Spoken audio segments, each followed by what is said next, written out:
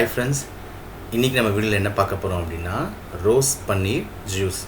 ரொம்ப சிம்பிளான ஒரு பிளைனான ஜூஸ் தான் பார்க்க போகிறோம். ஸோ இதுக்கு தேவையானது பார்த்திங்கன்னா ரோஸ் எசன்ஸ் தனியாக வைக்கும், ஓகேங்களா. ரோஸ் மில்க் கலக்கிறதுக்கு உண்டான ரோஸ் எசன்ஸ், இது கூட பன்னீர், ஓகே, ஸ்வீட் பன்னீர் எடுத்திருக்கேன். அண்ட் தென் கார்னிஷிங்க்கு ஒரு செரி, அண்ட் தென் லெமன், ஓகேங்களா. ஸோ லெமன் வந்து ரொம்ப ஒரு 4-5 சொட்டு விட்டால் மட்டும் போதும், ஓகேங்களா. ஸோ இது நான் இன்றைக்கி பண்ணுறேன் பாருங்கள்.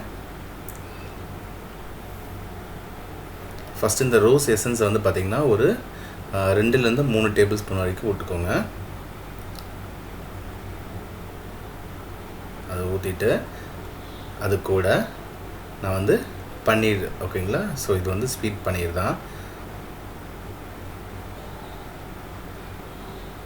ஸோ அந்த பன்னீர் சோடாவை நான் அதில் கொஞ்சம் மிக்ஸ் பண்ணுறேன், ஓகேங்களா. உங்களுக்கு தேவையான அளவு தான், ஓகேங்களா. கொஞ்சம் லைட்டாக தான் போட்டிருக்கேன், ஓகே.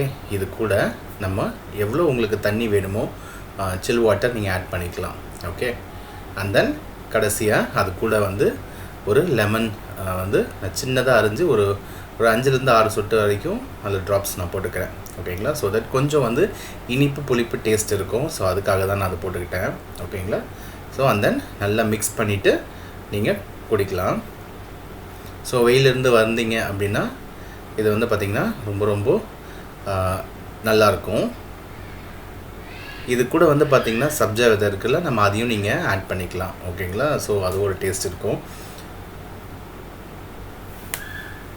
நீங்களும் கண்டிப்பாக ட்ரை பண்ணுங்கள், உங்களுக்கும் இந்த ஜூஸ் பிடிக்கும்.